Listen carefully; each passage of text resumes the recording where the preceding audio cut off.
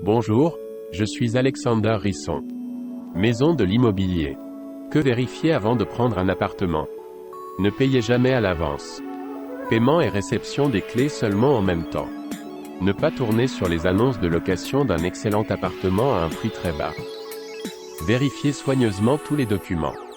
Surtout avant de les signer. Droit document de confirmation, un extrait frais, pas plus d'un mois, ou un certificat d'enregistrement du droit.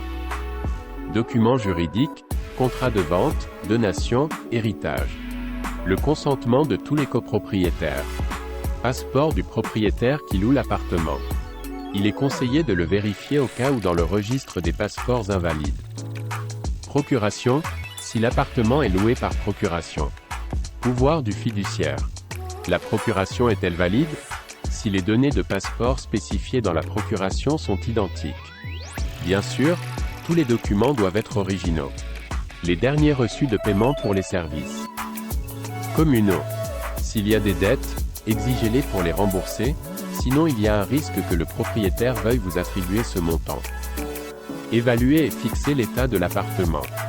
Points communs, interrupteurs, prises, portes, fenêtres. Mobilier.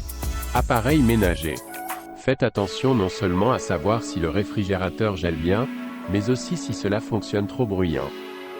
Cela est particulièrement vrai pour les studios et les petits appartements. Si la cuisinière fonctionne, si la climatisation est activée, s'il y a de l'eau dans les robinets, si la chasse d'eau dans les toilettes fonctionne normalement, vérifiez l'adéquation du propriétaire et des voisins. Les propriétaires sont différents. Certains ne font pas confiance aux locataires qu'ils essaient de garder le coup et de vérifier l'appartement plusieurs fois par semaine. Assurez-vous de négocier sur le rivage, combien de fois le propriétaire va visiter, en entrant dans l'entrée, faites attention à son état et évaluez.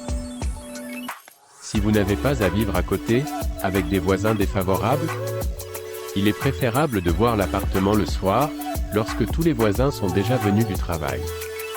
Ainsi, vous pouvez évaluer l'isolation phonique. Si tout va bien et que vous avez décidé de louer, vous devrez conclure un contrat, signer l'acte de réception du transfert et obtenir un reçu du propriétaire qu'il a accepté le paiement. Abonnez-vous à la chaîne pour en savoir plus, lien dans la description.